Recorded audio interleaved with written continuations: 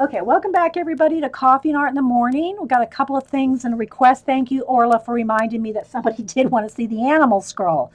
But before we go any further, I did have a couple questions on do I use oil pastel and chalk pastel in any of my color book pages, and in my case also art journals, and the answer is no.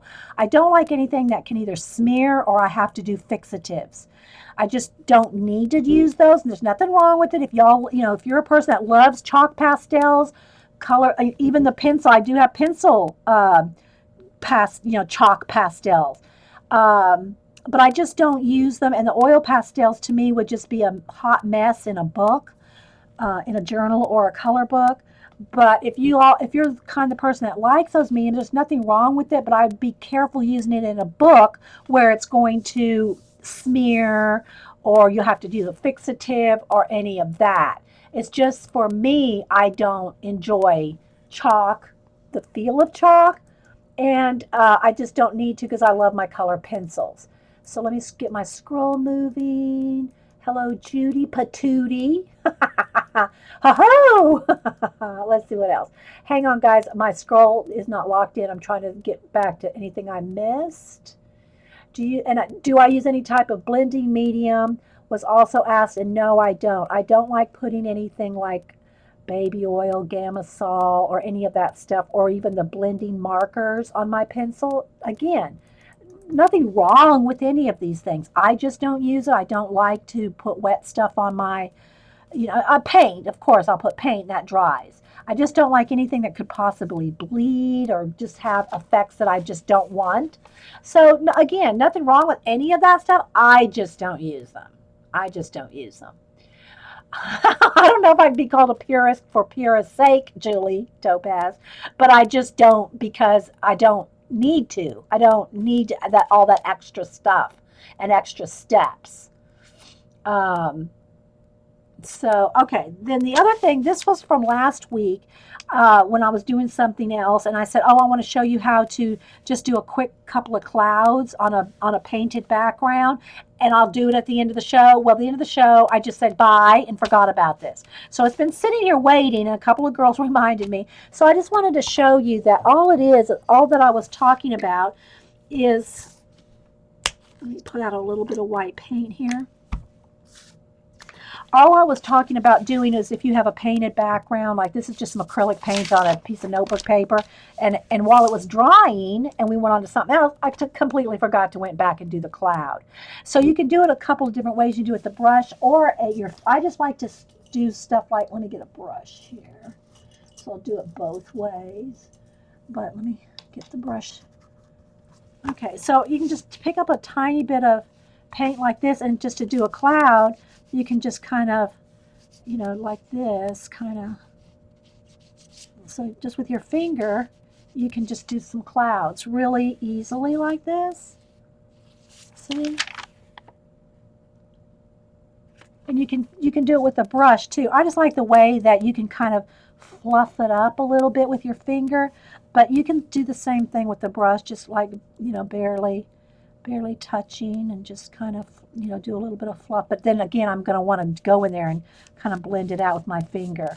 But you can do it with either one, just so you can see that it's really easy to do a little bit of cloud. Then you can always go back in there and add a little bit of extra brightness here and there, or whatever. But so there we go. So I didn't want to forget to show that because I said that I would last week and walked right out of the room and forgot. But yeah. So just do some quick little clouds like that. You can do wispy ones. You can pull some out, just kind of fluff it out. You can make rain, like if you want to do like it's raining. Let me get my brush again. You can pull like something like that. So yeah, real easy, very easy. That's easy. Anybody can do that, people, with just a finger and some white paint on top of just some acrylic paint. Okay, so there's that. I didn't want to forget. What else? Oh, yeah, the animal scroll. Oh, and today we're going to give away this. We're going to give away the cloth paper scissors newest edition. This is, make sure I don't get it. Let me get a, oh, speaking of cleaning my hands, a hamster found my baby wipes For those of you who weren't here last week, last time I bought baby wipes, the only ones that they had were the cucumber and aloe baby wipes that are like soapy, and when you use them, you can you can hear the soap in them. I don't like those. I don't like the smell. I like plain, unscented Huggies. So, yes, let's sing a song of pure baby wipes. Unscented, no squishy, no soap. I know. Who else is picky about their baby wipes in their art? Anyway, I just wanted to get the paint off my hands before I showed you this magazine again. Thanks, Leah. Yeah.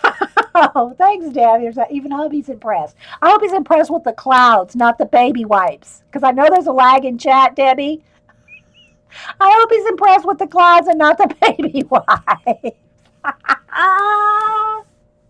Anyway, so we're going to give away this cloth paper scissors. It's the newest issue. It is the what does it say? Let's see.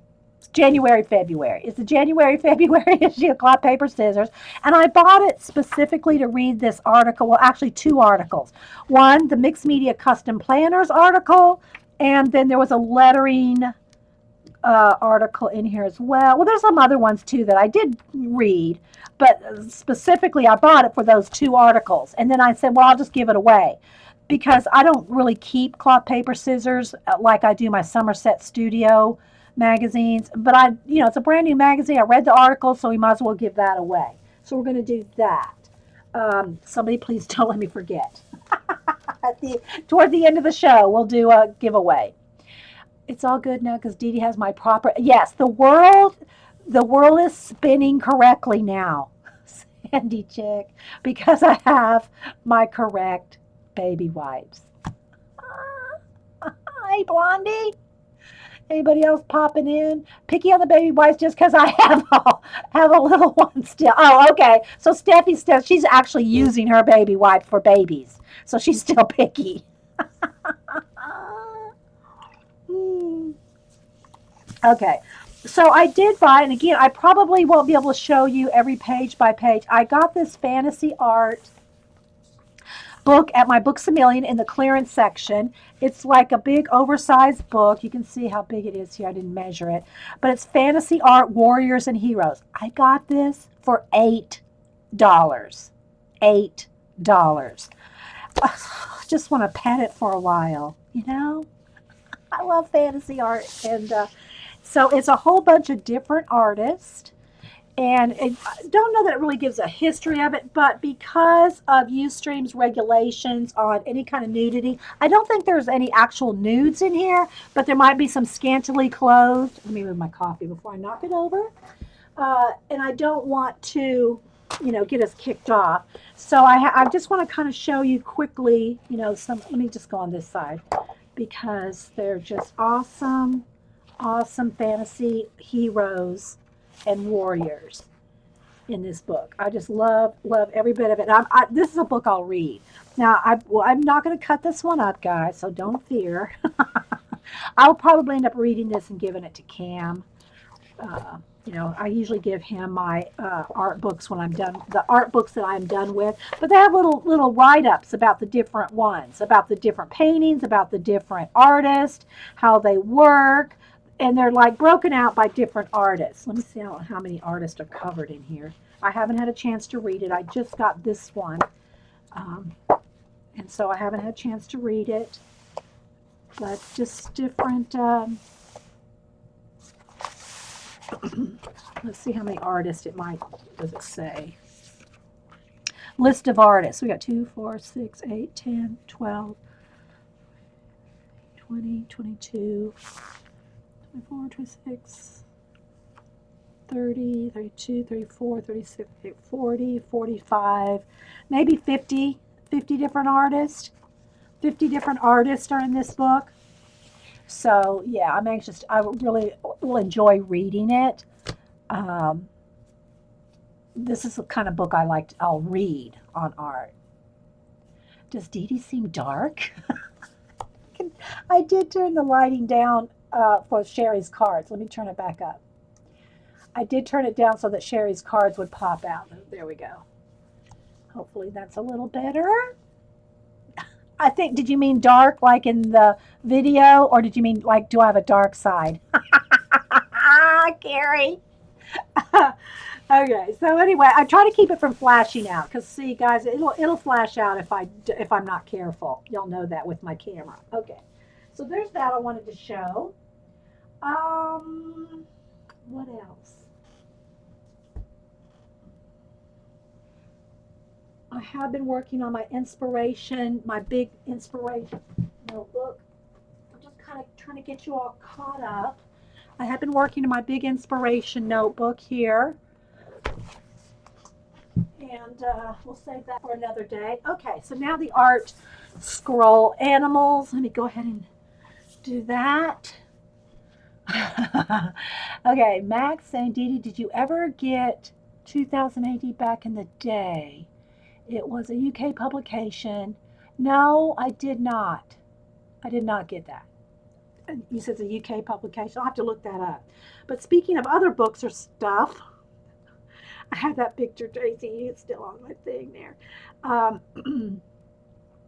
I did tell the last recording when I was talking about Happy Meal that this is out in case y'all just want to know that this is out. Those of you that like your color books. This is out at and I did not buy it, and I might go back and get it because I've had people already asking me to color in it. But it's the Deadpool. This is a new color book, and it's going to flash out. Wait, let me try to get it back. Hang on. So we can get it back. It's the Deadpool color book. And it's an actual book. It's about the size of the cloth papers. It's about this size. Size-wise. Oh, I just put that. Oh, no. Oh, no. Hang on. Let me get the paint off our giveaway. I set it on top of the cloud. Okay. It'll dry. We got a little bit there, but that's okay. It's a new color book out that's about the size of the magazine, but of course thicker. I'm not sure how many pages. It's put out by Marvel. And you color the pages yourself. That's the cover. The cover is partially colored, just to give you an idea, and then it's all uncolored around it to show you. So that's out now, and I think it's like $9.99 or something. It's not real expensive. Like some color books are like $20. And so, if that's something that y'all just would like to know, back to Books a Million. Secret 7 Dave said back to the Books a Million. Mm-hmm. It was back in the art section, Dave. It was not in the color books, in the rollouts of all the different color books like at the front of the store. That one was actually back in the art section, and it's new, so there was quite a few of them. But like I was saying on the last recording, in the Happy Meal recording, Doodlers Anonymous had like a stack like this, and so did Anamorphia, had stacks of their books just a couple weeks ago, and now they're down to like one or two. Doodlers Anonymous actually only had one, and Anamorphia had two. And you know what? Let me say this. I'm going to have to tell Books a Million again. I did find the Mary Englebright at Books a Million.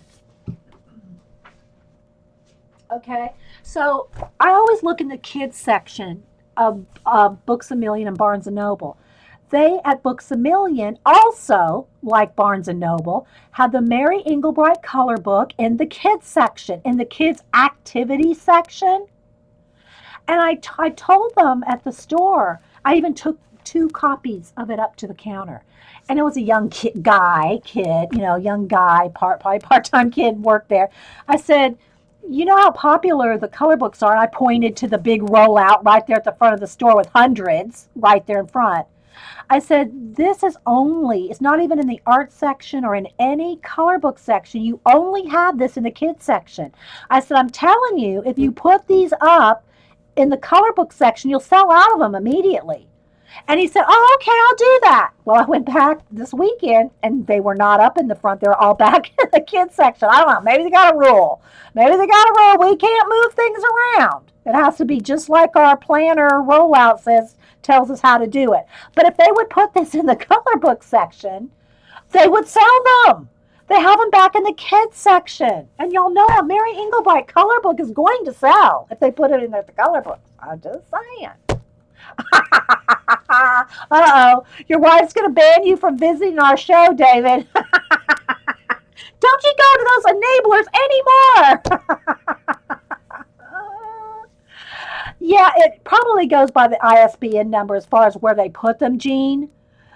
But if they would put a couple of them out front where people know they had them, because a lot of color book enthusiasts, especially new ones that aren't into all the books like we are, may not know that those are in the kids' activity book. So I'm just saying here and now, if you are a color book enthusiast or hoarder, treasurer, collector, whatever you want to call it, addicted, go to the kids' activity section in any bookstore you go to, and there's lots of awesome books that are over there. That's where the first color, the Enchanted Forest, that's really got everybody back into color books. I say back into it because Dover's had color books out forever, way before the new popularity of color books. Dover's had them forever.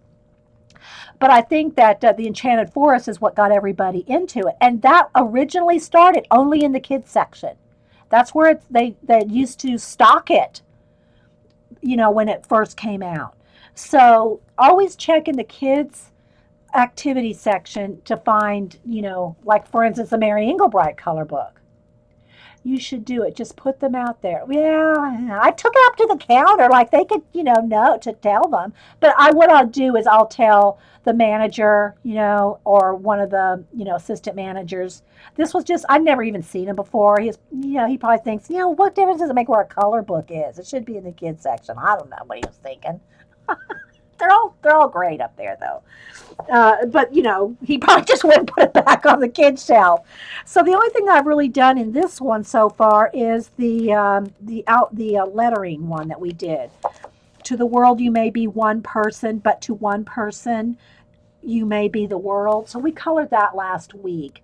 And so I just wanted to, just let y'all know that if you want to find other color books, and sometimes also in clearance sections, especially like at Books A Million, they have big aisles of markdowns. They're not all necessarily clearance. Like you won't necessarily get a fantasy art book for $8 every day, but they have a lot of markdowns that are broken out by the categories in those areas. And there's like the tattoo book, that Darcy Glam and I both got. I think that was in that section. It wasn't marked down, but it was in that section. So always check like the kids section, there's just look around your bookstores. You'll find all kinds of treasures. And don't forget, one more plug for Books A Million. Books A Million, the first week of February, and I have no reason to think this year will be any different than the last 5-7 years, however long I've been doing it. Their calendars all go on sale for $3 the first week of February. I can't tell you the exact date.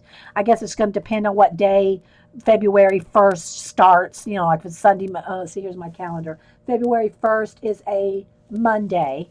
So I'm not sure if that exact week or if it comes out on a Tuesday or Wednesday or whatever. But all their calendars, their leftover calendars, 2016, will be $3. That includes their planners, the little square desk calendars. All calendars are $3.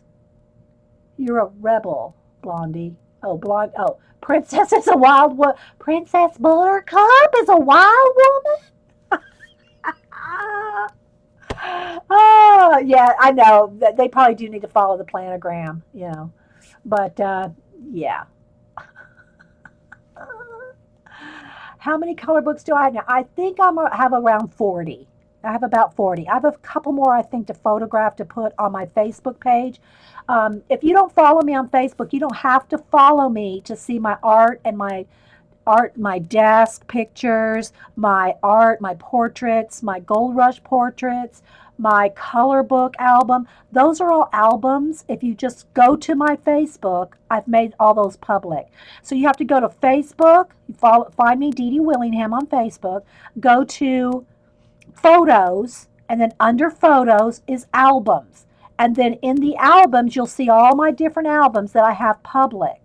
I don't know a better way to show them other than just the normal Facebook way, because I don't have a fan page or nothing. That's just my personal Facebook page. And you don't have to follow me, and I don't have to follow you to see my public albums. But it's not under just photos. You have to go into photos and then albums.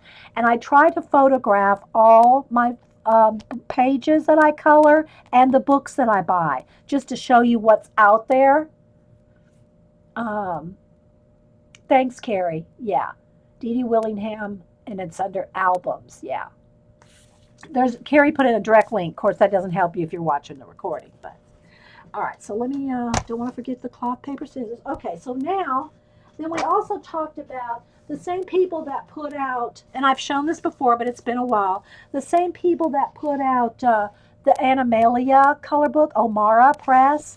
They also put this one out, the classic comic coloring book. Since I showed the Deadpool one, I thought I'd just go ahead and show this. I've only colored one page out of it, and I did make a copy on cardstock and made it smaller because I wanted to put it in a journal. So I did make it smaller. But this is classic comic books. It's like all different comic books from, I don't know, the 40s and 50s maybe. 50s probably more so than any. Anyway, and they give you a few of the different ones, front and back, of ideas to color. And then here's the one that I did color here. But I'm the boss of my color books, just like you are. And you can be the boss of your comic coloring books. So like here she had a red outfit, but I thought the reds were too similar, so I colored her in blue. And just so you can kind of see some other things that are out there in coloring books, it's not just like, out of the kids section. There's all kinds of awesome stuff. And even if you're not an artist, or you just want to do something inspirational, something creative, and this helps you practice your color, your pencil shading and blending. It helps you do, like if you want to do underpaintings with marker or watercolor or washed acrylic paints or whatever you want to do, an underpainting and color on top of. This was only $7.98 in Barnes and Noble. So, and it's tons of pages in there. So there's all kinds of different color book ideas. Color books are not just for kids anymore. I guess that's why they call it adult coloring books. So I want to show that. Okay, so let me get out the animal art scroll. Hopefully I am, let's see, I think we're going to be going, sorry guys, again, it's very big. Let me roll it back the other way. It's going to take me just a second to scroll it back. What this is a roll, 30-inch long roll. Let me get the camera to stop there. Of craft shipping paper. That's all this is. Now I have this one that's 30 inches, and then I have another roll that I've cut in half that makes it a 15-inch scroll. And most of y'all that are here all the time have seen this, but I had a request to see the animal art scroll. So this is the animal one. So I'm just going to go ahead and roll it all the way back and then just show you what we have in the scroll. This scroll, this roll of craft wrapping paper, I think I got this one it was either Hobby Lobby or Michael's. I think you can get it at both. And it's only like $4, and that's without a coupon. You can get it for like $2 for a big roll of awesome craft paper to practice larger pieces on. And all I did was at the end, I used a extra wrapping paper tube and glued it on the other end so it'll roll. Okay, let me check chat here. The romance comic. Okay.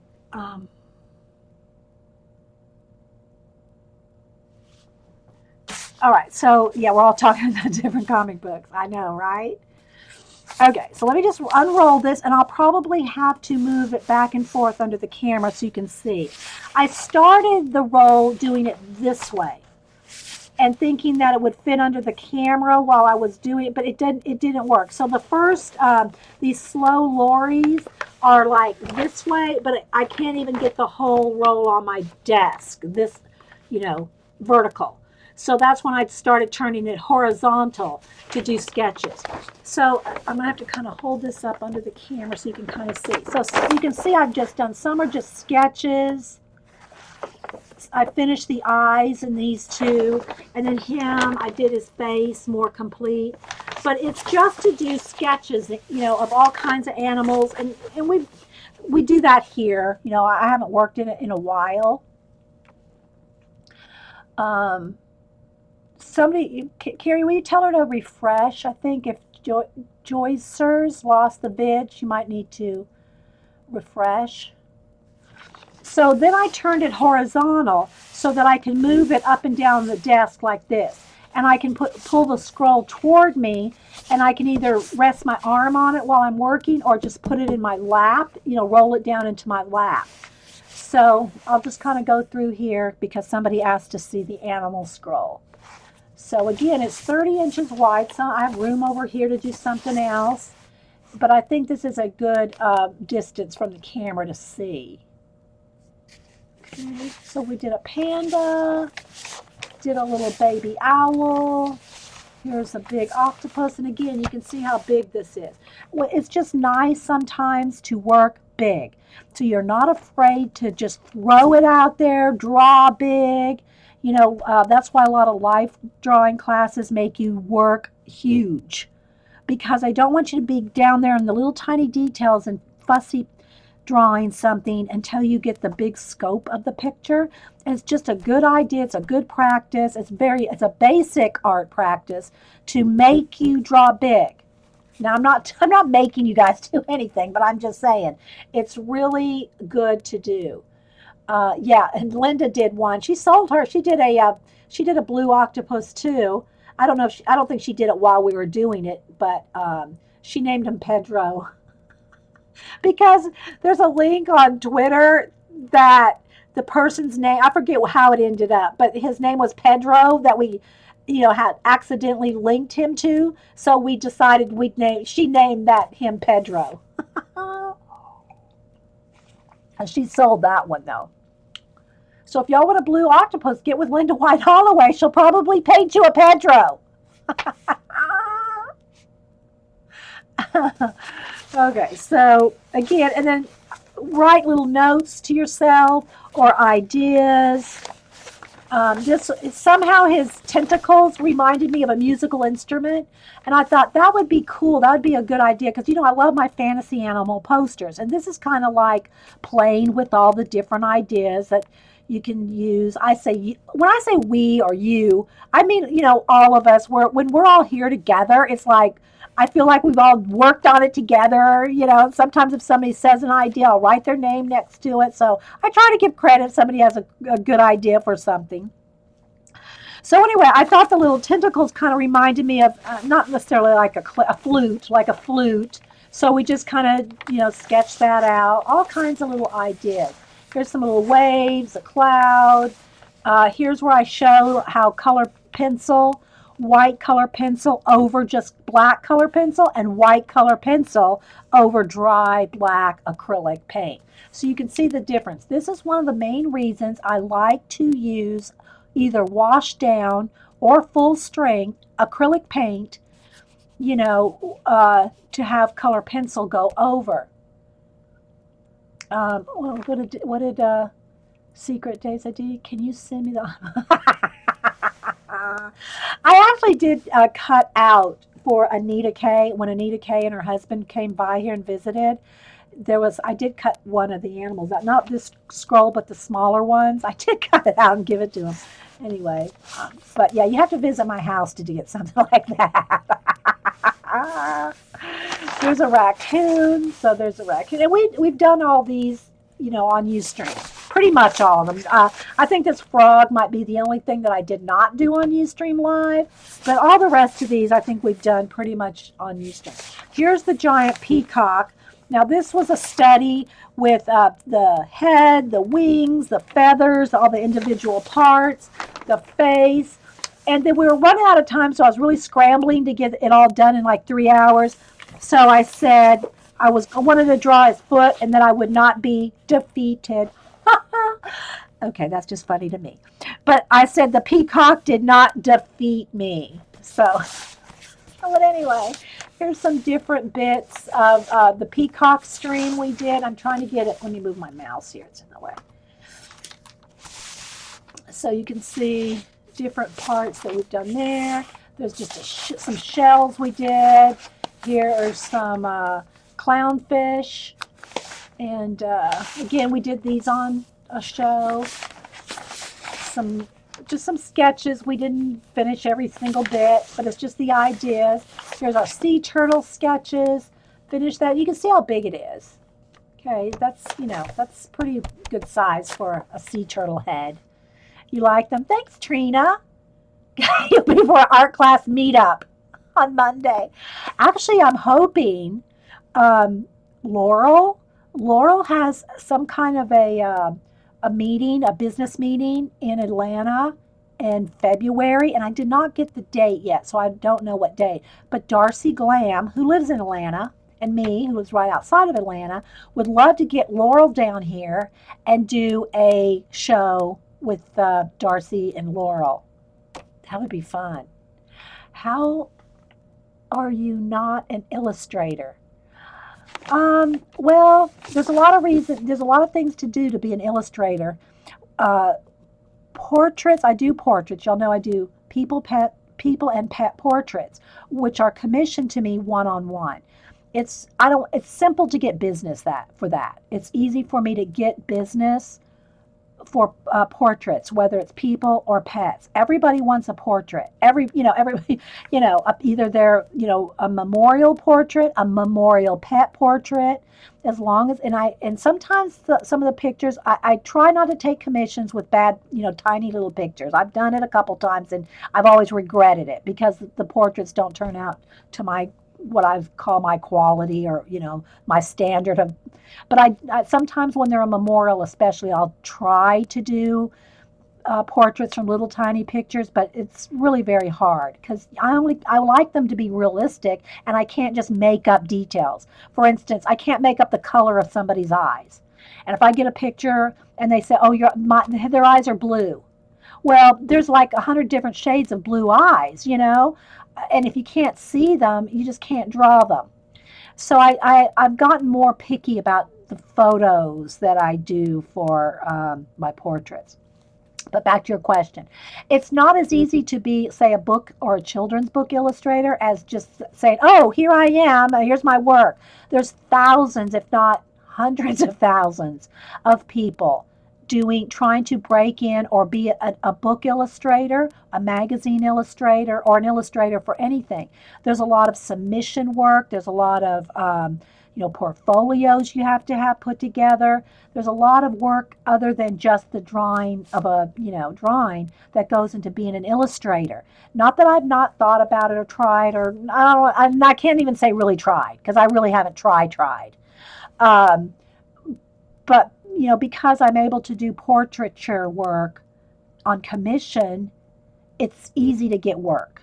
Okay, it's not that easy to do, illustrative work. Now, I have done my fantasy animal. I have a few, maybe 10 posters that I want, like the one that's on my business card, that I want to tweak and, I don't want to say repaint, but, tweak to maybe put on like Society 6 for people to buy phone covers and stuff like that. But to break into actual illustration work where you are paid, to do books or magazines or whatever, it's not only time consuming, but it's it has a lot to do with a lot of other factors. Now, as far as my own color book, I have a bunch of stuff that and I showed some of it here. Some ideas for, I feel like it's an original way for me to do black and white pictures for a color book, and I have enough to do a PDF. I just, again, have not had a chance to really put it together. But the good part about not having put it together is I think I'm going to submit some of those pages. Somerset Studio has an open call to people to put in their black and white images for their next color book. Okay. They just came out with their first one a couple months ago, I think, a couple months ago, and I think they're already wanting to work on color book number two. So I do have enough that I can submit something like that. But to do my own color book, like an online color book, an ebook, or something like that, I just haven't taken the time to do it because I work on my other work. And when I do have free time, I actually like to color. I like to actually color in color books in my free time, not use my free time to make another color book. So, yeah.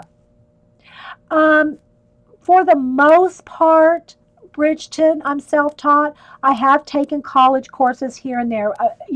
I grew up in the military. I married the military. I've moved over 30 times in my life. So I've had to take my education piecemeal, bit by bit, wherever we move. So I have taken some drawing courses. I've taken, a couple college courses when I went back to school, but I actually went back to school for journalism. So, don't ask me why. That's a whole nother thing. But in the meantime, I had my secondary was art. And so I did a lot of studio, live drawings and studio drawings, stuff like that in those classes. And I've always drawn, I've always practiced, I've read and read and read. I'm a big reader. I've always been a big reader since I learned how to read. Grandma taught me when I was like 3. I've always been a big reader, and so anytime I've ever wanted to learn something, it does take, I gotta say, more practice to try to teach it yourself than to have somebody that knows what they're doing actually teach you. The I think drawing on the right side of the brain was like really pivotal in helping me see better back in the, I don't know, what was it? I don't even remember when I took that class, but let me show you the book.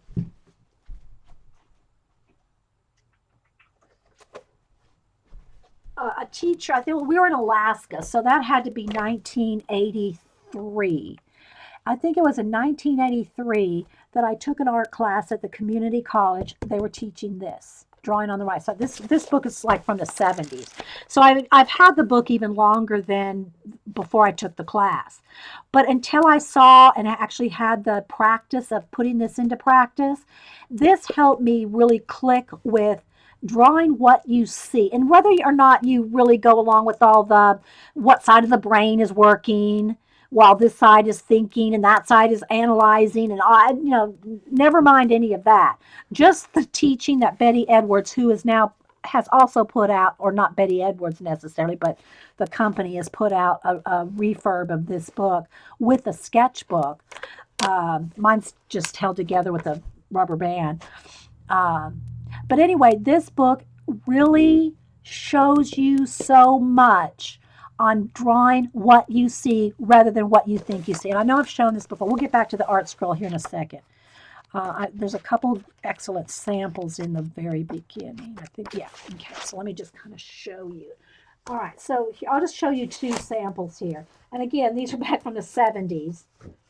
Um, so this was in September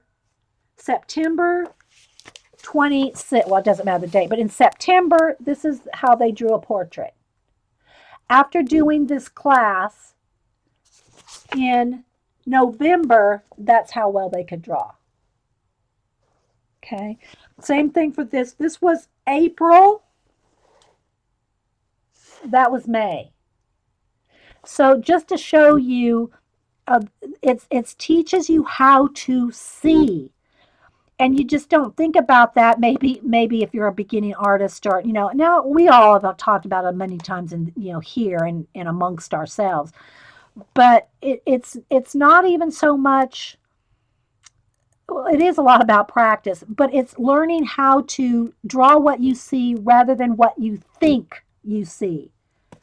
Because people think a mouth looks like this, a nose looks like this, the eyes look like that. So they draw what is in their head rather than what they're actually looking at. And so it made it click for you too, Cable Claire? Yeah. So if you just need something that helps the idea of drawing what you see rather than just what you think it should look like. That's why kids, when they draw a house in a square and a little triangle roof, because in their head, that's what a house looks like. Even if they're sitting in front of a house looking at a house, they still, in their head, they see a square, a window, a door, and a triangle roof. So that's what they draw. But that's not what's there. That's not what they see. So this really helps you see. Okay, and that's why when I tell you, when you're drawing something, whether it's a portrait or whatever, you look at your reference 80% of the time and only 20% of the time at your actual what you're doing. You're looking more at the reference because you have to draw what you see rather than what you think you see. Anyway, there's just my little, thing on that book back in, the early 80s, even though I had it for some time. But when I took the class, it made me do the exercises more, mm, I don't want to say proficiently, but it made me do the exercises more correctly than just trying to do them out of the book. Although I would recommend the book too. Tips like, and I told this to my grandson when he first started drawing. I said, I'll tell you one of the biggest ways to check your work, check your drawing, is while you're like, let's say, he, like for instance, he has to do self portraits all the time in art class. Okay. When you, and he's been taking art since, I don't know, fifth or sixth grade. Plus, he's always wanted to draw since he was a little bitty kid. And I've always taught him anything I could possibly teach him. Boo, on the other hand, was always a crafter. I'm talking about my grandchildren here. Boo was always more crafter. She liked beading, making things, sewing, and all that. But then when she got into cheer, she immediately said, I am now a professional athlete. And she put everything else aside. And they just won the national championships and got a bid to Summit, if that means anything to the cheer moms out there. But anyway, so so one of the main things I always tell him to do when he's drawing anything from life, whether it's from a photograph reference or from life, you know, um, to check your work, especially from a photograph. It's a little harder to do from life, depending on how big it is and all that. But is to turn it upside down. Look at your reference. I don't even have a reference something here. Let me just grab something here. All right, so like if you're drawing a portrait from a photograph and you drew her and you wanted to know if the scale is everything was correct, turn it upside down, turn your work upside down, and you will spot instantaneously. I mean, instantaneously, you will see where your drawing is off immediately. And the first time I had Cameron do that, he went, oh, like, oh, yeah, you can see exactly where everything's off. Sometimes you'll see me when I'm drawing a portrait here, I'll draw some of it upside down because it's not, it tricks your eye. It fools your eye into seeing what's really there rather than just, oh, her eyes are shaped like this and this is her eye. You turn it upside down, you will immediately see any flaws. So that's my tip especially if you're teaching kids to draw. Now I gotta say, they will be. Cam had far enough along in his art drawing that he wasn't like devastated. Okay, but it can be devastating to turn your work upside down and to see how off you really are. It's like, oh my gosh, this is nothing like it should be. Nothing like it should be. So if you're showing this to kids, make sure they have a good sense of teachability before you do that, because they're going to turn their art upside down. Or even you, not you, but anybody listening to this, you're going to turn your art upside down and you're going to say, oh my gosh, this is so off in proportions. That nose is off, the eyes are off, and the more often you do it, see, I'm getting on my soapbox now. The more often you do that from the beginning of the drawing, you could even start a drawing upside down. Take your reference, drawing and turn it upside down and start sketching. You'll be surprised. You'll probably do a lot better work starting it upside down than you would right side up. So, but periodically throughout your, especially the initial drawing, I do it when I'm doing my white mapping out of the face with the highlights with the white. I like to turn it upside down to make sure I'm getting all my highlights right in a color portrait. But anything you draw, if you draw it and as you're turning it upside down throughout the process, you will see your flaws. Well, now abstract folk, that's different, Linda. That's not trying. I'm not trying to tell anybody that you can't draw anything without turning upside down. I'm talking about when you want a realistic. When you want to draw it realistically, you want it in correct proportions. You can check it that way. Okay, let's go back on. So here we go. So these are just some more of the sketches that we did of the sea turtles. There's one coming straight at you. This one is from the top with the water going over it and some shadows. There's a little kind of a stylized version of a seahorse. This one I just wanted to look stylized, not necessarily realistic. Showing some different ways that the pencil goes over paint.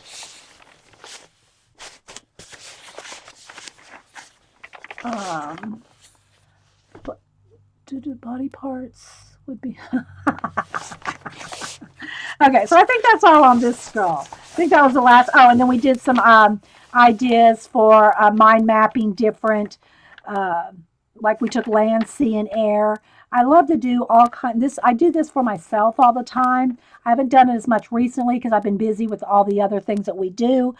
But I've shown different ways to generate ideas. For instance, like land, sea, and air. Okay, we took a tree from the land, we took a starfish from the sea, and we took the sun from the air, and we made our own little image here. So you can mix and match things like this if you practice it and not be intimidated by, like, you could take a zebra, a shell, and a cloud. Okay, you could do a zebra shell, or you could make the cloud in a zebra pattern with, or there's just just multiple ways that you could do that. But what that does is it helps you stimulate your imagination and use things that are not just your typical, like just a zebra, just a shell, just a cloud, you know. So, or you could even take them as they are and combine them. You could take a zebra and put it in the cloud. I mean, there's just all kinds of things to use your imagination. So, anyway, did you miss the glue sticks? Oh, no. No, that's on another scroll. The glue stick, okay. Bye, Claire B, and thank you so much for your awesome Happy Mail. If y'all missed, I did an hour-and-a-half show before this one with Happy Mail, and Claire B sent some awesome things, and I've already broke into that sketchbook. Thanks again so much, Claire. I really, really love it. Okay, so let me put this away, and I'll grab the other ones. Hang on.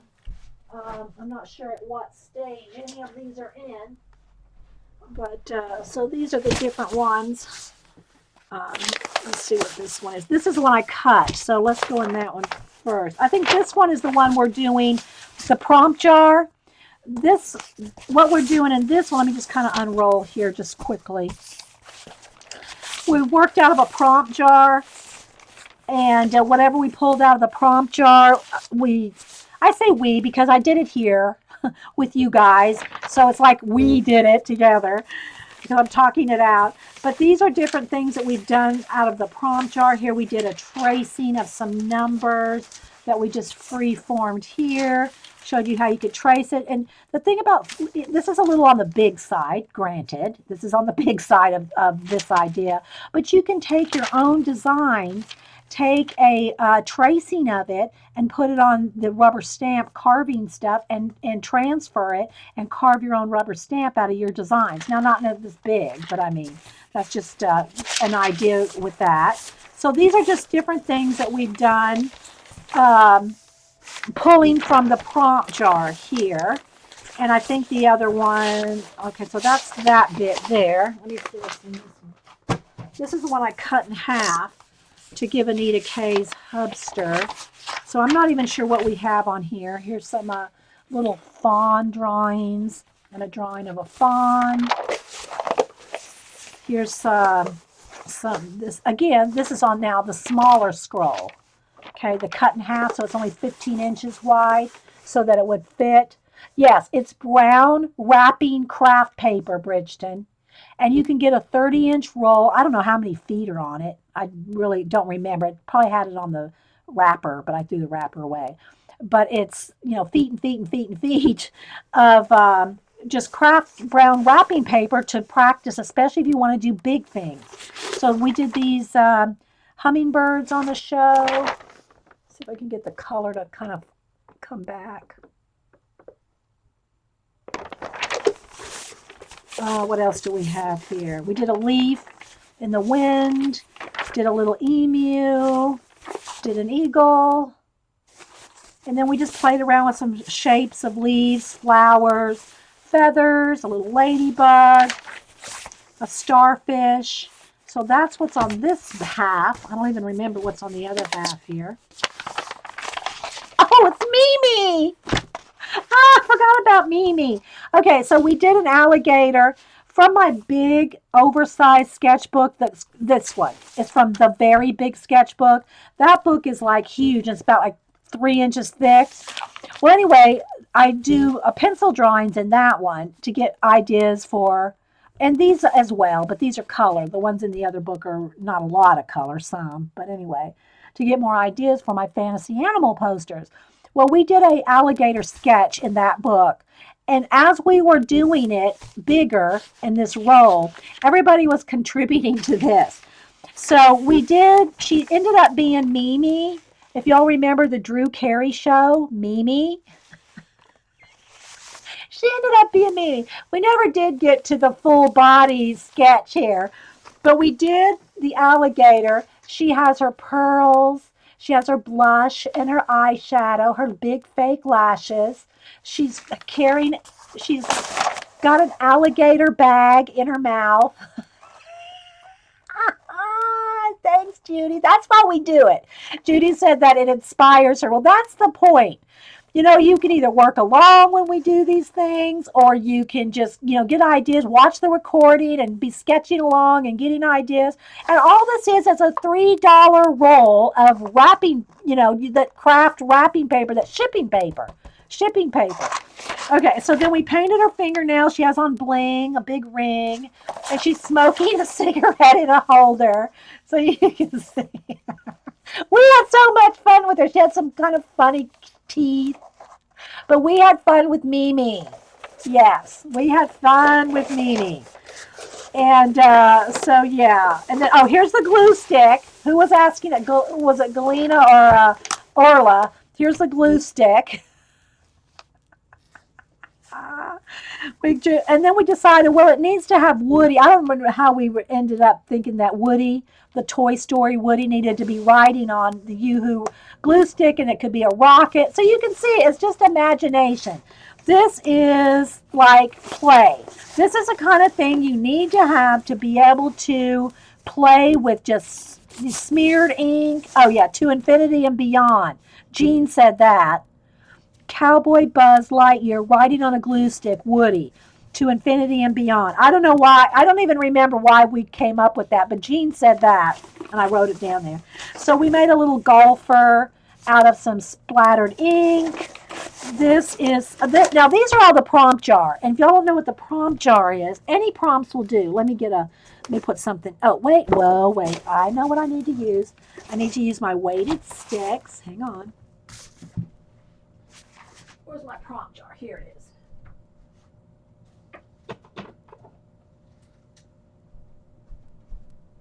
So the prompt jar has been around for a few years, and what it is a bunch of people, a bunch of us I wasn't there on the day that Jean had everybody do this, but Fluffy Bryn printed it out, or posted it on her blog, and I printed it out, cut them up, and put them in a jar. So No, not actually either. I don't want to say basically, don't want to say actually.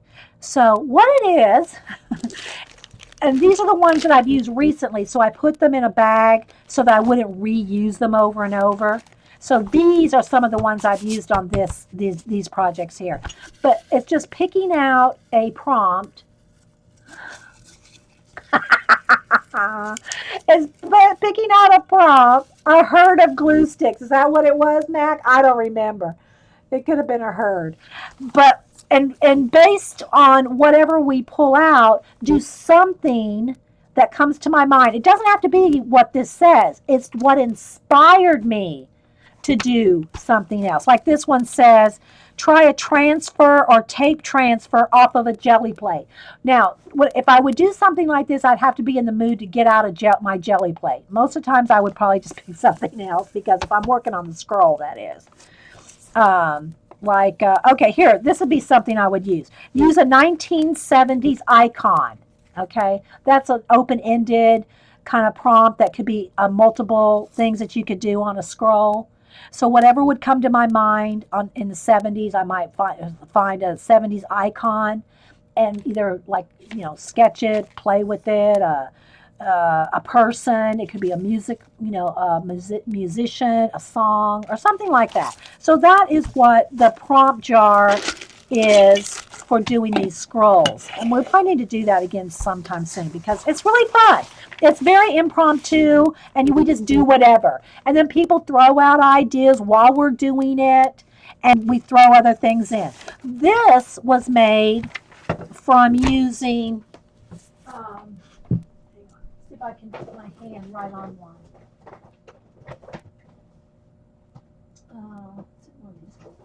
It's in my stamp drawer. Here. It's from this stuff. And I don't even know where you get. I got a big bag of scraps, foam scraps, and there's a name for this, and some people have said it's still around. I just haven't looked it up. I have a few of these, so I don't plan on buying any more. But what this is, it's a foam that when you heat it up, will allow you to stamp other. Let me see if I got anything handy that I could stamp into. Okay, well, let's just take a whole bunch of brushes. I'll just do a real quick thing right here. Okay, so here's where I had done some gears. Okay, I'm just going to take some paint brushes here. Now, what I'm going to do is take my heat gun, and I'm going to heat this foam up. And when it gets hot, then you smash it into, like here's where you see where I did it with the buttons. So let me heat this up. I don't want to get it right up under my camera. I don't want the heat on my camera. So I'm just kind of like right over here heating it up. And it'll undo, like it's undoing those screws and gears. So I'm heating it up. And then while it's hot, I'm going to mash it onto these paint brushes. I'm just going to hold it there for a second. Amazon has it. Did you draw those? No, this is what I did, how I did those buttons, Jen. Is I mashed this foam stuff into some buttons, and then when you get a design. See, that's the paint brushes. It's the same thing I did with the buttons. Well, here it is right here. Okay, see, I mashed it in. So now it's permanently there until I heat that up again. All right, so then you can take paint or ink or whatever. Let me get an ink pad. Well, an ink pad's probably not going to show up on the craft paper here. Let me get that little bit of white paint we have left here. And a piece of makeup wedge here. All right, so I'm going to just, so you see how this stuff works. Okay, and then I'm just going to, like right here. See? That's just the image from the paint brushes. Let me do the little bit of buttons right here, so it can maybe show up. Here. See, it's not showing up very well there, but you get the idea. So that's what this foam stuff does. Okay, that's how we did this. And then we added color. Then we went in there with some Neo colors or something and colored them in. Okay, we just color them in after we stamp them. with paint. I think I stamped it with black paint, black acrylic paint, and then we went in there with some, well, I guess we did white and black, and then we went in there and colored them. So there's that. Okay, let's keep moving along.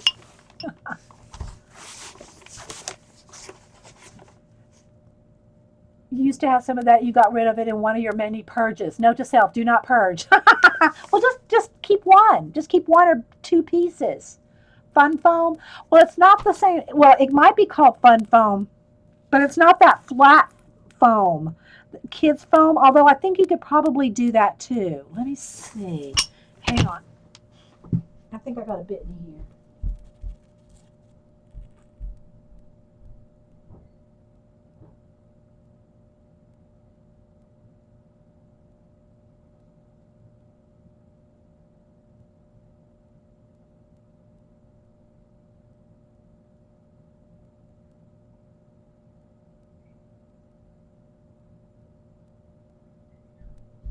I know I have some of that fun foam. It's not in that closet. Let me look over here. Did I move it up here when I clean? Because I try to get as much stuff out of that closet as I could when I clean. But I'm not seeing it. The kids fun foam. Oh, there's a giant piece of it. Let's see if I can get at it now. Okay, here. May not be able to get to it, guys. Hang on. Let's see.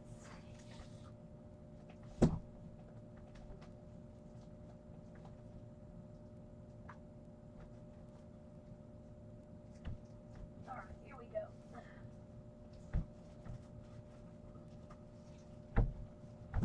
There we go. So I have some of this foam stuff. This is the kids fun foam. I think I just ripped off the packaging. But this kids fun foam stuff, let's see if it works. Let's cut a little bit off. Some of it comes mounted on sticker paper that's thicker. This is the thinner stuff. Let me just cut a little bit off. Get some buttons out.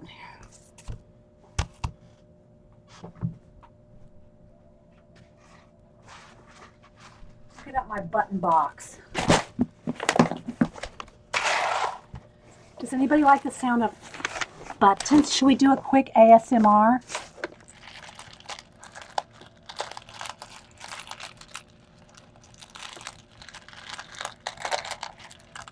Terry said gardening knee pads work. Okay, Jean, I don't want to put you to sleep, so I'm just going to grab a handful. Okay. We're trying to keep Jean awake. All right. So I'm going to try it with this thin stuff. We'll see. We'll see. All right, so I'm just going to put some buttons out there. All right, let's heat this baby up and see what happens. Oh, again, I don't want to do it right under the camera. It may just curl up. I don't know. We'll see. I'm not sure how long. All right, let's see if that'll work. Let's just push that in there and see what happens. I might not have done it long enough. The foamies, your kids love to make projects with it. Yeah, the foamies. So that's what this stuff is, but just in a sheet form. It works? Okay. Okay, I didn't quite heat it up enough, so let me heat this up just a little bit more. We'll do it again.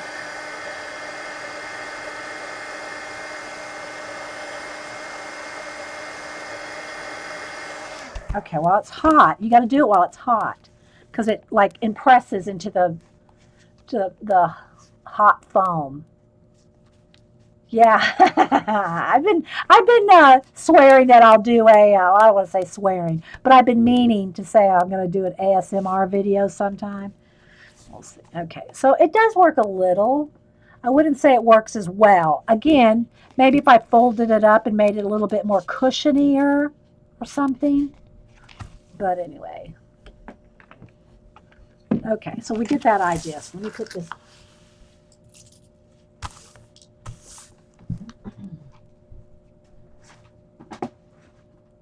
We're not getting a color book page color, are we? But I did want to answer the questions because people have been asking about the animals, but now we just went ahead. So one of the things was to do a selfie. I did a quick selfie. Here's some ladybug, the ladybug cotillion, Dana's ladybug cotillion with thumbprints, using thumbprints. Here's some different things that animal groups are called, like swarm bevy. A murder is ravens. Is a flock of ravens is called a murder. School doves, badgers, a brood, a pride. They're all just different groups of animals are called. Here we did some quick little. I showed y'all how to do the quick faces. Again, let me just, for inspirational purposes, I'll quickly show you my. Now this thing here is, again, this is probably, I haven't really worked in it other than some Ustream samples. This is my quick face journal. And I'll go ahead. I know if y'all have heard this story about 100 times, let's go grab some coffee. Speaking of, let me take a sip. Okay, you have to push the item into the foam rather than pushing the foam onto the item. Okay, that makes sense, because with this, you get a lot of leverage. You can really like jam that foam in. Plus, it's just, I don't know, it's just made for that purpose. Okay, that's a good idea. Yeah. To push and pick the button up and push it into the foam rather than putting the foam on top. Okay, good idea. You like those little faces, Deb? Well, these are the kind of things that, except larger, that I would do in my Facebook. Now, this is just, and I say Facebook, not Facebook, a book of faces. So this book here was a book I got at Barnes & Noble, sketchbook, and it came with that rice paper. And if y'all have ever tried to ink or draw on that rice paper, you know that it bleeds. And I just never, I don't like that. I like to be in control of my ink. And so it was just bled too much. I mean, you can do your, the Chinese calligraphy with the brushes and all that. That's fun. And it's meant to kind of, feather a little. But this paper, I just did not like the paper. So I cut the whole book out. I cut the whole signature out. And all this paper is in here is that cheap Michaels brand watercolor paper that you can get like five pads of it for $10 every couple of 6 months or so. So I think this was 5 pads of it.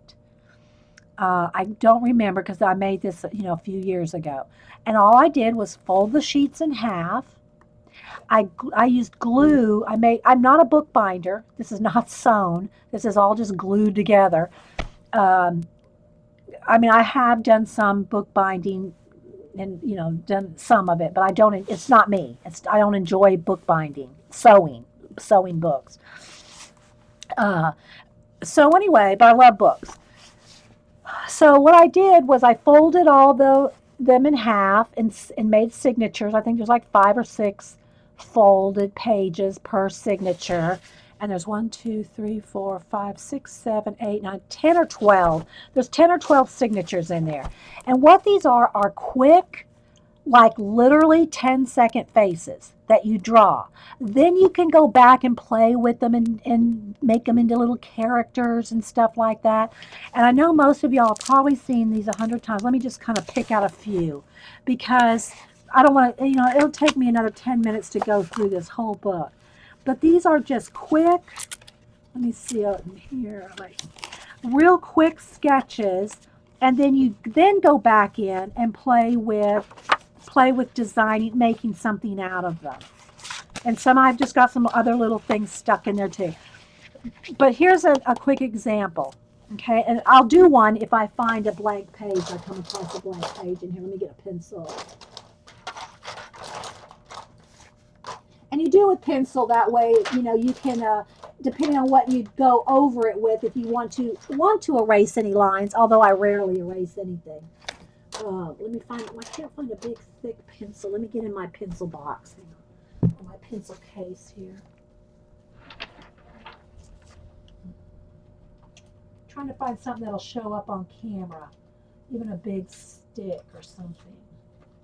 Graphite stick. Where's my graphite sticks? Any of it will work. These are all too little to show up on camera. Hang on, guys. I'm looking for a stick. Where are my graphite sticks? Is that one? No. I must have used my graphite sticks and put them back in another case. Hang on, let me go over here to my drawer. I want something that's going to show up. I got some graphite sticks somewhere. Here we go. I guess I'll have to open another pack. These are the water-soluble ones. I got some of these open. I just don't know where they are. I think I was saving this one for a giveaway. Oh well, all right. So these are water-soluble graphite sticks. Let me just pick one out because something that's going to show up on camera. Sorry guys, a little rabbit trail there. Oh, okay. So it's like this. I was looking for my actual graphite pencil woodless, but I can't find anywhere. So I just want to kind of show you how you can do something really quick like this. Then you take that and play with it and make just different funny characters out of them. But all you do, see how quick, well, I'll show you how quick they are. But they're just all kinds of funny little characters that you can do really, really fast. So that's why I call this my Facebook, because it's all just kind of funny, silly, quick faces. Then you can go back and add paint, like this. You used to be able to get big blocks for kids to play with. You mean the foam? Are you talking about the foam stuff, Suzanne? So anyway, you can kind of see here. They're just quick little. I'm trying to find a blank page where I can work on, do a quick one here for you. And we did these. These are from years ago, guys. Years ago on Ustream.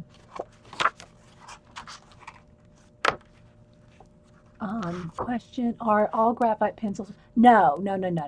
Graphite's just like lead, but these are water soluble ones. I'm not picking them because they're water soluble right now. And I can just use my scroll here in a minute. Because it's big and dark. I was looking for my woodless graphites, but I can't find them right now. Here's the page. Okay, so what you just do is you just literally just do some kind of a shape, divide it up, make some cheeks, a chin, and a mouth. This is to keep you just flowing. See, you just do something like that. And then you can go back and kind of shape them up or whatever and make them into some characters, like more developed like this. But the idea is to do them fast. Fast, quick faces with just some expression. That's the whole idea. And then you can go back and play. And that's what all of these are. They're just all quick little, fun little faces. Some are long and skinny. Some are short and fat. Some are, they're all different shapes. That's not the point. The point is just to go in there and do quick little sketches and then turn them into something. What are those blue weights? These are, and Sarah O, was it Sarah O or Angie Bell? I think it was Sarah O sent me these. They're made to weigh down your scrolls, your calligraphy scrolls, to weigh down. They're weighted bars, and they have like indents where you can rest your pen in there, but they're made to hold your calligraphy scrolls. So when I'm using my scroll, that's where I put them. I think Sarah O sent them to me. Because at the same time Sarah O sent me these, Angie Bell sent me some ink, some Sumi ink and stuff, so I get the two things mixed up as to you asked because Packer Dye uses them on her art, so it's a special one. You mean, the water soluble? Well, these are just water soluble graphite sticks. This set came with a 2B, a 6B, and a 2, a 4, and a 6B. And you get them at Hobby Lobby. They're the Master's Touch brand, which is a Hobby Lobby brand. And there's 3 of them, like, I don't know, that when I got these, I think they even might have been on sale, but you can use a coupon. But you can get 3 of them like for $6, $7 or something like that, and that's without a coupon. Yeah. All right, so let me just kind of finish this up. We're not getting to a color book. We need to try to. So you can just see. Then we'll play with some paint and again, these are from years ago. These are like, all right, so let's do another one here. So we just do, you can do a long face. It's just, and you can make them look different ways. Like we can make this one look this way. There's a cheek there, a cheek there. There's the chin. Here's some eyes. We'll have them looking this way. There's the nose and a little bit of a mouth. And then you can go in here and then, play more detail. But it's just to get you moving and not freaking out. Then you can go in there and form the faces. So you see, that's what all of these have been done with. Just quick little faces. I got a couple of cards in there people have sent me, but they're pretty much all these little quick faces.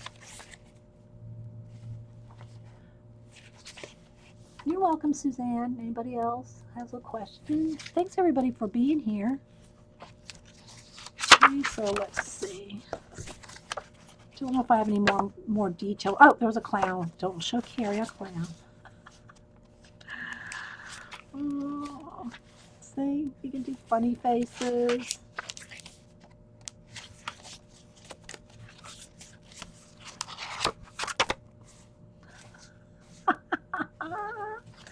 But they're all just fun. And what this does, it helps you make different kind of character faces rather than just your one that you would always do.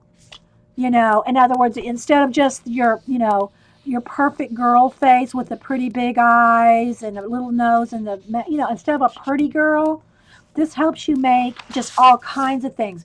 So what this is just like I said, this is the cheap watercolor paper from Michaels, folded in half, and I did leftover, when I had little bits of leftover acrylic paints, I just watered it down and I just did a wash. This took me about a day to make the page, just to acrylic wash the pages and then let them dry overnight and then fold them all in half, make signatures, and that way it just gives you more color and things to work on. Like let's say we can do kind of like a triangle-y looking face. Maybe some bigger looking eyes and a little nose, some cheeks, just to kind of define where everything is. Some, maybe some curly hair, I don't know. But what it just gives you, quick little sketches now these are just out of your imagination. Most of what I do is from photographs of portraiture photographs. We can make them a little skinny. There's a collar. Now these are water soluble, so let me go ahead. I can move the jars and stuff. Let me go ahead and just add some water to it so you can see what I mean. Okay, so this will be. These are just some water-soluble graphites.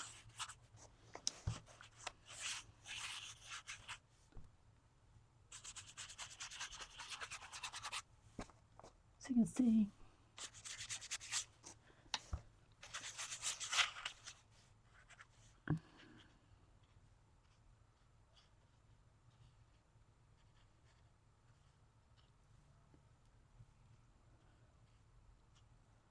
But it just causes you to do other things.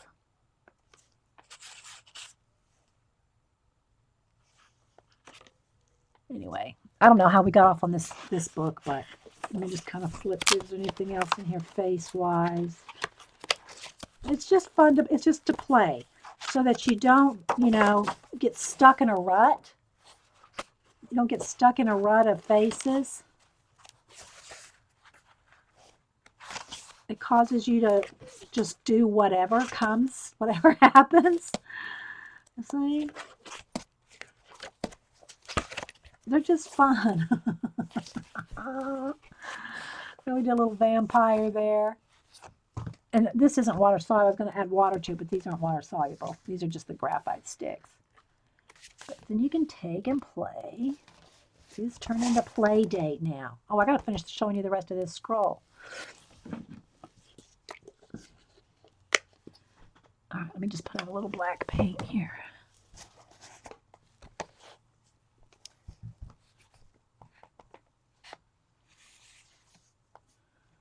Maybe you could even make his hair come across the page.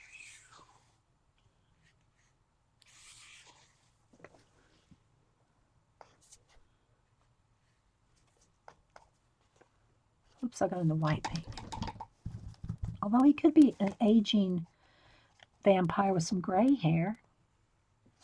Could put a white, let's put a white streak right there.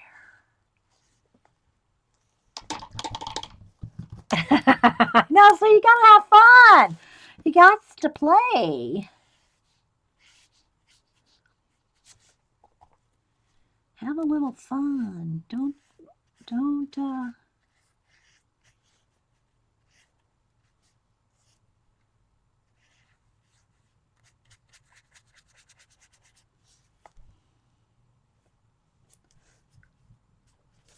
and then, just, I don't like it too neat because it inhibits you. Got a little bit of stuff on there. Put a little bit, oh, I know what we'll do. We'll put out a little red. Here we go. We'll do one quick last thing here and then we'll move on. Put out a little bit of red paint here. Get a smaller brush. Okay. All right, so we'll do this. Make his little, maybe he'll have red lips because, he is a vampire. A little bit of,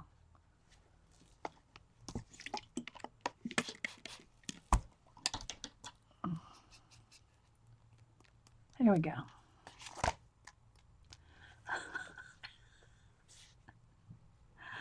Okay, so there we go. There's our vampire. He might have the chicken pox now. I don't know. Okay, so you can see we got some different things like that going on. What else is in here? Some smaller ones. Quicker ones. But they're all really quick. They're all just real quick little, just to make you, what it does is it makes you not draw the same old faces all the time. See? And then just play with a little bit of whatever, paint. I don't know what, we were doing some kind of demo on this paper. I don't know why. But there's a couple there, just so you can see. So anyway, that's my Facebook. I just like to play in every now and then. I haven't done it for long because it's pretty full. So I just don't do much in it anymore. All right, so back to our scroll real quick. My table is getting really full here. But these little guys were kind of based off doing that big one. All right, so get some ideas. This was melted crayon, and it actually did go through the back, the waxy melted stuff. So this is based off of our Miss Martha. Martha, I don't think she's still here. She was here earlier. Seeking for Art Martha. She does melted crayon landscapes. And we just played with this here. We did a little bit of this was a folded piece of paper I drew. We glued something down here. I don't know what was going on that. Let's see what else. I think that's all we got in here. Oh, no, wait. Got some little fairies from the fairy book. We drew some of the fairies out of the fairy book. We did a tape transfer. This was from a magazine with a piece of packing tape. That's a piece of packing tape magazine transfer. Here we did the alphabet, calligraphy with a calligraphy pen, and then went in there with a white pencil and kind of highlighted it. Some leaves. I went outside to check the mail and picked up a leaf and came back in and we drew a leaf. We made some bugs out of watch parts. I don't even remember. Caterpillar collage. We did a jack-o'-lantern. This had to be around that time, Halloween. We did some kind of a robot out of a mailbox. Yeah, so this one's full. So yeah, those are some of the scrolls, guys. All right. Where do we pick this up now? All right, let's go ahead and do the drawing for this. Because I know y'all have been here a long time and we haven't even done anything. Let's do a drawing. Let me get a piece of paper. Oh, don't. You know, it's funny when you don't have a little Post-it note. I wanted something either bigger or stickier. The only Post-it notes I think I have left are those Mama Jumbo ones, and those are downstairs. Oh, is this? No, that's not one. I have lots of note paper, but not sticky notes. I cannot believe I'm totally out of Post-it notes. That just doesn't happen. So we'll just use a little. All right. So we're going to do the same thing. Don't put anything in yet. Where's my Sharpie marker? Oh, there it is. Okay. So, let's see here. Do you want to start a new recording after this? I might. I might do that, Carrie. How long have I been here on this one? Because we may not get much done. Yeah, we've already been here another hour and a half. So it might be good. They're seeking for art. I'm playing with the new mint machine. Now I haven't seen how that works, but to make your own stamps. I've seen it advertised, but I've not seen it in action, Martha. I think you might need to stream that, Miss Martha. The mint machine that makes your own stamps. I think it's part of the Cameo Silhouette family.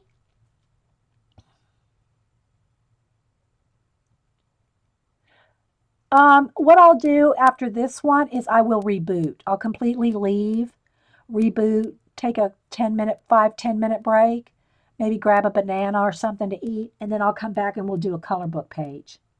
Okay? All right, but for all those that have stuck through all these just inspirational ideas, we're going to go ahead and do the cloth, paper, scissors giveaway. So wait till I type in the word go, put in a number between 1 and 100, one number only.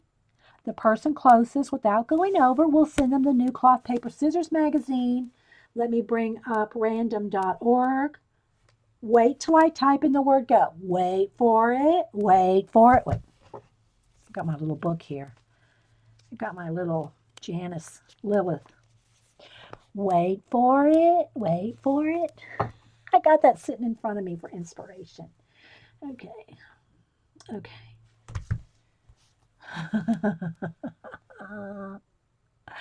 And if you're here, you're new here, after we get done with this, if you, Carrie can put in my email address after this. And if you want to be on the, new person, get an art card, or if you want to be on the birthday list, you have to be a person here. I can't do it for everybody watching the recording like on YouTube. There's just too many. But if you're here and you're part of the live show, I can eventually get you an art card, but I can't promise you when. I used to say every new person I could send one to. Now I have to just wait till I do a batch. And I usually do a batch of about 20 at a time. But believe it or not, that last batch that we made the other day, well, we finished 6. Those are all gone. Okay, so let's go ahead.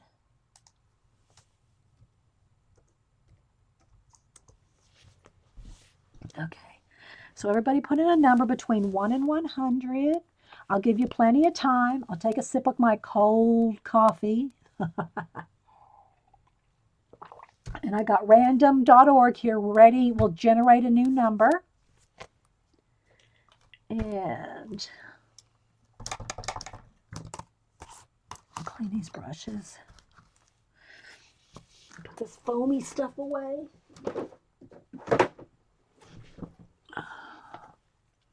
I'll give anybody plenty of time between 1 and 100.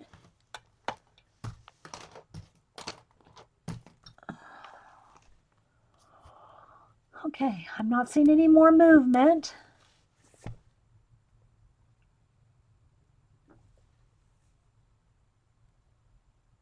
Everybody get them in?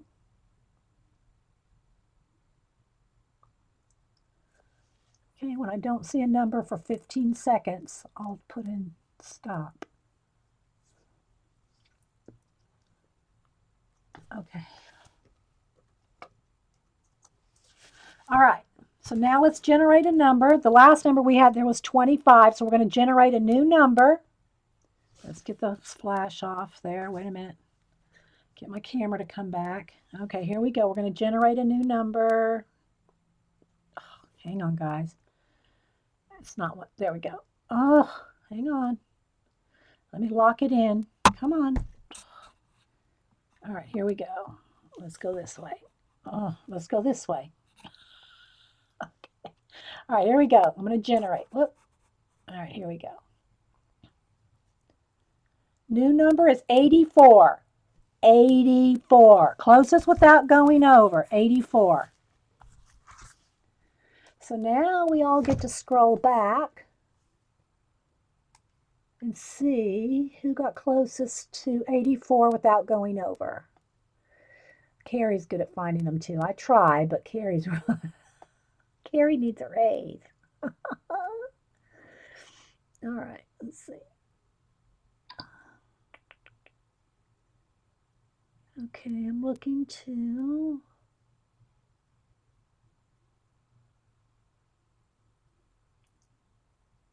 Okay, I see an 81. See an 81. Okay, I see an 81. Anybody else? Yeah, Starflower had 81. So Starflower, I need you to mail me your address. Email me your address and I'll send you out the cloth, paper, scissors.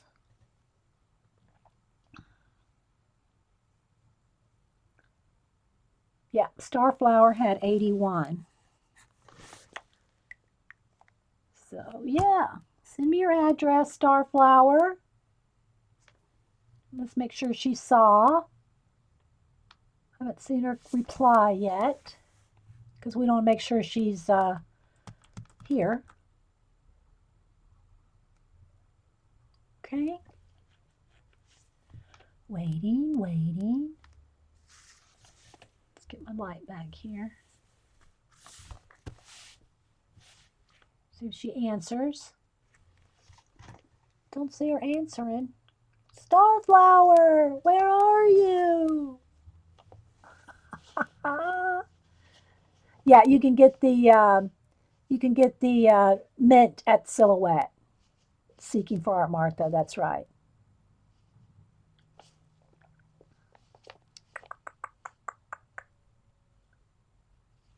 And she got on sale, she said. There she is, Starflower 2525. All right, grab my email there. All right, so that's, let me put a little piece of non-sticky tape on here since I don't have a Post-it note. And yeah, I'll get that out to you. Okay. All right. Carrie, will you put it in for me? Thank you. There it is right there. Carrie just put it in for you, Starflower. All right. So what I'm going to do, guys, is I'm going to go ahead and reboot and save this video. We'll just call it, inspiration or something. I don't know. And then I'll go grab a hot cup of coffee and a banana or something, take a 5-minute break, and I'll be back in 5 minutes if anybody still wants to hang around and do a color book page. All right. Thanks, guys, for being here. And I'll be right back. Were you going to show us your idea on the... No, CB, I'm not, because I haven't done it yet. I have an idea what to do with the mandalas, but I'm not going to show it because I haven't colored one yet. All right, so I'll be back in, give me about 5 minutes, guys.